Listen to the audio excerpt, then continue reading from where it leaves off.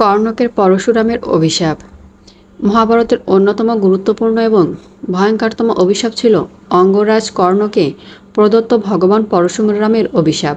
ভগবান পরশুরাম ব্রাহ্মণকুলে জন্ম নেওয়ার সত্ত্বেও আচার আচরণ এবং কর্মে তিনি ছিলেন একজন পুরস্তর ক্ষত্রিয়। কুরু পাণ্ডবদের পিতামহ ভীমকেও অস্ত্র শিক্ষা দান করেছিলেন তিনি। একদা কাশীরাজের কন্যা অম্বাকে কেন্দ্র করে ভীমের সাথে যুদ্ধে লিপ্ত হয়েছিলেন তিনি। তবে 23 দিন ধরে লাগাতার যুদ্ধের পরেও নিজের শিষ্য ভীমকে পরাজিত করতে পারেনি তিনি। আর এই ঘটনার পর থেকেই তিনি সিদ্ধান্ত নিয়েছিলেন তিনি আর কখনোই কোনো ক্ষত্রিয়কে অস্ত্র শিক্ষা দেবেন না। অন্যদিকে সূর্যপুত্র কর্ণ ক্ষত্রিয়ের সন্তান হয়েও লালিত পালিত হয়েছিলেন শূদ্রের ঘরে। তিনি চেয়েছিলেন ভগবান পরশুরামের কাছ থেকে অস্ত্র শিক্ষা করতে। তবে সে যুগে শূদ্রদের অস্ত্রবিদ্যা লাভের সুযোগ ছিল না। আবার কোনো ক্ষত্রিয়কে পরশুরাম অস্ত্র শিক্ষা দেবেন না। অগত্যা নিজেকে ব্রাহ্মণ পরিচয় দিয়ে ভগবান পরশুরামের শিষ্যত্ব লাভ করেন তিনি। অস্ত্রবিদ্যা লাভ করার সময় কোনো একদিন কর্ণের কোলে মাথা রেখে নিদ্রামগ্ন হয়ে পড়েছিলেন পরশুরাম। এ সময় একটি জংলি পতঙ্গ এসে কর্ণকে তীব্রভাবে দংশন করে। কিন্তু পরশুরামের ঘুম ভেঙে যাওয়ার ভয়ে কর্ণ নীরবে সেই ব্যথা যন্ত্রণা সহ্য করতে লাগলেন। কিছুক্ষণ পরে ঘুম ভাঙলে পরশুরামের তিনি খেয়াল করলেন একটি বিষাক্ত পতঙ্গ কর্ণের শরীরকে ছেদন করতে করতে ভিতরের দিকে ঢুকে যাচ্ছে। তিনি তৎক্ষণাৎ কর্ণকে বলে উঠলেন, তুমি ব্রাহ্মণ হতে পারো না। শাস্ত্র এবং বিদ্যা শিক্ষায় নিয়োজিত কোনো ব্রাহ্মণ কোনোভাবেই এই তীব্র দংশন মুখ বুজে সহ্য করতে পারে না। তুমি নিশ্চয়ই কোনো ক্ষত্রিয় হবে এবং আমার সাথে এরূপ ছলনা করার জন্য আমি তোমাকে অভিশাপ দেব। পরশুরামের এই অগ্নিমূর্তি দেখে কর্ণ পরশুরামের চরণতলে লুটিয়ে পড়ে ক্ষমা ভিক্ষা করতে লাগলেন। তিনি বললেন, গুরুদেব, আমি ব্রাহ্মণ নই সত্য, তবে আমি ক্ষত্রিয় নই। আমি একজন সুতপুত্র। আমি আপনার সাথে অর্ধেক সত্য বলেছি। আপনি দয়া করে আমাকে ক্ষমা করে দিন। তবে কর্ণ নিজে না জানলেও পরশুরাম ঠিকই বুঝতে পেরেছিলেন কর্ণ কোনো সুতপুত্র নয়, ক্ষত্রিয়ের সন্তান। আর তাই তিনি কর্ণের অনুরোধে কর্ণপাত না করে তাকে অভিশাপ দিলেন। তুমি যেমন আমার কাছ থেকে অস্ত্রবিদ্যা অর্জন করার জন্য ছলনায় আশ্রয় নিয়েছ, তেমনি তোমার এই অস্ত্রবিদ্যাও একদিন তোমার সাথে নিষ্ঠুরভাবে ছলনা করবে। কোনো একদিন তোমার এমন এক সময় আসবে যখন তীব্র প্রয়োজন সত্ত্বেও তুমি আমার কাছ থেকে শেখা অস্ত্রজ্ঞান ভুলে যাবে। আর পরশুরামের দেওয়া সেই অভিশাপ কাল হয়ে দাঁড়িয়েছিল কর্ণ ও অর্জুনের মধ্যকার যুদ্ধে। সেদিন অর্জুনের বিরুদ্ধে যুদ্ধের সময় ব্রহ্মাস্ত্রকে আহ্বান করার বিদ্যা ভুলে গিয়েছিলেন তিনি। ফলশ্রুতিতে অর্জুনের নিক্ষেপিত অঞ্জলিকাস্ত্রের আঘাতে প্রাণ হারাতে হয়েছিল মহাবীর কর্ণকে। অর্জুনকে অপ্সরা উর্বশীর অভিশাপ। সমগ্র মহাভারত জুড়ে যে ভয়ঙ্কর সব অভিশাপের কথা বলা হয়, সেখানে অর্জুনকে উর্বশী যে অভিশাপ দিয়েছিলেন তা কিছুটা হলেও ব্যতিক্রমী। পাণ্ডবদের বনবাসকালীন সময় যুধিষ্ঠিরের নির্দেশে অর্জুন দিব্যরথে চড়ে তার পিতা দেবরাজ ইন্দ্রের কাছে অর্থাৎ ইন্দ্রলোকে গমন করেন। সেখানে মহাদেবকে সন্তুষ্ট করে তিনি লাভ করেছিলেন পশুপাতাস্ত্র।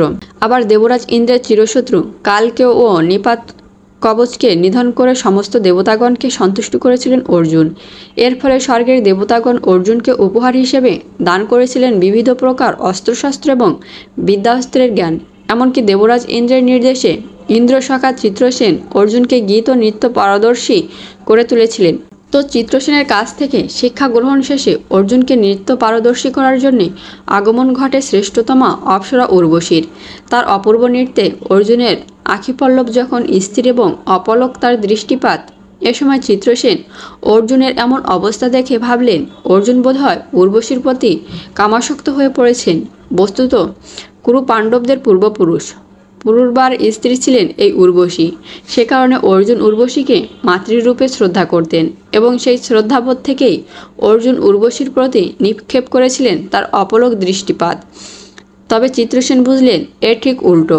আর চিত্রসেনের কাছ থেকে উর্বশীর প্রতি অর্জুনের আসক্তির কথা জানতে পেরে ইন্দ্রদেব উর্বশীকে পাঠালেন অর্জুনের নিকট। ইন্দ্রদেবের আদেশ পেয়ে অর্জুনের নিকট যাওয়ার পূর্বে উর্বশী এমনভাবে শৃঙ্গার এবং পূর্বরাগে নিজেকে প্রস্তুত করলেন যেন অর্জুন তাকে অবলোকন করা মাত্রই তাকে কামোদ্দীপক হয়ে ওঠেন। তো উর্বশী কামমোহিনী বেশে সজ্জিতা হয়ে অর্জুনের নিকট উপস্থিত হয়ে বললেন, হে অর্জুন, তোমার পিতৃদেব দেবরাজ ইন্দ্রের আদেশ অনুসারে আমি আজ তোমার নিকট উপস্থিত হয়েছি অভিসারিকা বেশে। অপ্সরা উর্বশীর মুখে এই কথা শোনার পর স্তব্ধ হয়ে গেলেন অর্জুন। তিনি লজ্জায় সংকোচে কুণ্ঠিত কণ্ঠে বললেন, আপনি যে কথা ব্যক্ত করলেন সে কথা শ্রবণ করাও ভয়ঙ্কর পাপ।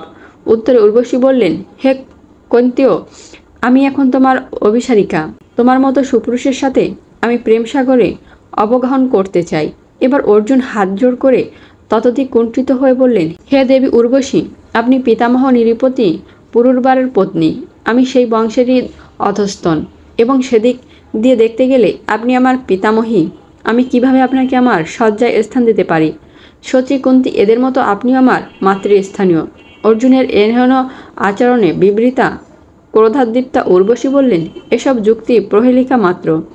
কামোদ্দীপক শব্দবাণের পরিবর্তে আমায় প্রত্যাখ্যান করে তুমি নপুংসকতায় পরিচয় দিয়েছ। তোমার এই কার্য পুরুষহীনতায় সমান, আর তাই আমি তোমাকে অভিশাপ দিচ্ছি। পুরুষের অভিমান তোমার থাকবে না, নারী জাতির মাঝেই তুমি বিচরণ করবে। দেবলোক, মর্তলোক ও পাতাললোক অবলোকন করবে যে তুমি পুরুষ নও, তুমি ষণ্ড।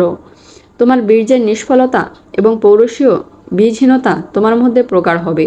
তবে পরবর্তীতে দেবরাজ ইন্দ্রের অনুরোধে এই অভিশাপ কিছুটা প্রশমিত করেছিলেন উর্বশী। তিনি এই অভিশাপের স্থায়িত্ব নির্ধারণ করেছিলেন মাত্র 1 বছর, এবং সেই 1 বছর সময়কাল অর্জুনের ইচ্ছা অনুসারে হবে বলে জানিয়েছিলেন তিনি। পরবর্তীতে বিরাট রাজার দেশে পঞ্চপাণ্ডব যখন অজ্ঞাতবাস করেছিলেন, তখনই অর্জুন উর্বশীর সেই অভিশাপ নিজের উপর ফলেছিলেন।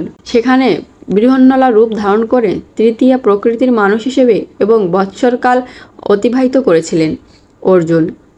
তার এই তৃতীয় প্রকৃতির মধ্যে কখনো ছিল পুরুষভাবের আধিক্য, কখনো আবার নারীভাবের আধিক্য। আর চিত্রসেনের কাছে শেখা পাওয়ার নৃত্যগীত তিনি শিখেছিলেন বিরাট রাজার কন্যা উত্তরাকে। বন্ধুরা, ভিডিওটি কেমন লেগেছে অবশ্যই কমেন্ট করে জানাবেন, এবং পরবর্তী পর্ব দেখতে আমাদের সাথেই থাকুন।